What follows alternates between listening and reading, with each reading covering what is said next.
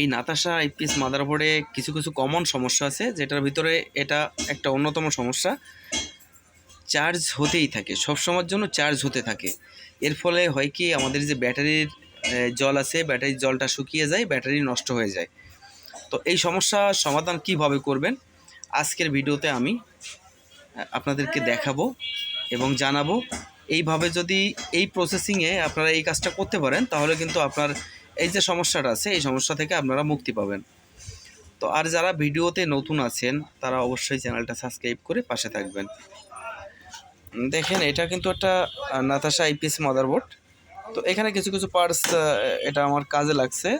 তো আইপিএসের মাদারবোর্ডের তথ্য দিতে এর থেকে আর ভালো কিছু প্রয়োজন নাই। তো দেখেন, আমরা আগে বুঝি, এখানে কিন্তু দুটো এমওসি 3021 ছিল।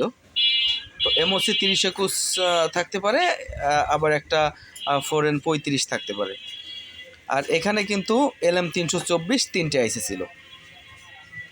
তো আমাদের কমন যে সমস্যাটা চার্জ হতে থাকে, এই সমস্যাটা কিন্তু আমাদের ঘটে তিনটে জায়গা থেকে আমাদের এই সমস্যাগুলো ঘটে। মানে মূলত চার্জিংয়ের সমস্যা তিনটে জায়গা থেকে ঘটে। আর চার্জ ফুল কাট হচ্ছে না, এটা মূলত আমাদের এই যে এখানে যে আইসিটা আছে, দেখেন LM324 আইসিটা ছিল, এইখানে এই আইসিটা নষ্ট হলে কিন্তু ওই রকম হতে পারে, মানে হয়।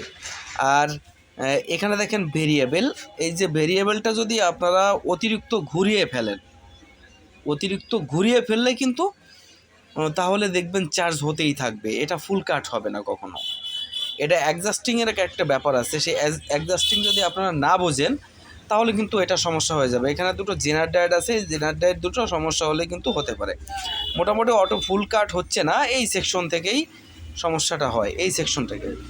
এই ভেরিয়েবলটা, এখানে দুটো জেনার ডায়েট আছে, এখানে একটা আইসি আছে, এখান থেকে সমস্যা হয়। সাথে আরেকটু বলি, যেটা আরেকটা অন্যতম সমস্যা, যে চার্জ হয় না, মোটে চার্জ হয় না। সেক্ষেত্রে কিন্তু আবার এই এমওসি 3021, এই দুটো অক্টোকাপলার, এটা কেউ বলে আইসি, তো এই দুটো আইসি বলেন, অক্টোকাপলার বলেন, এটা দায়ী থাকবে এবং এই সেকশনটা দায়ী থাকবে।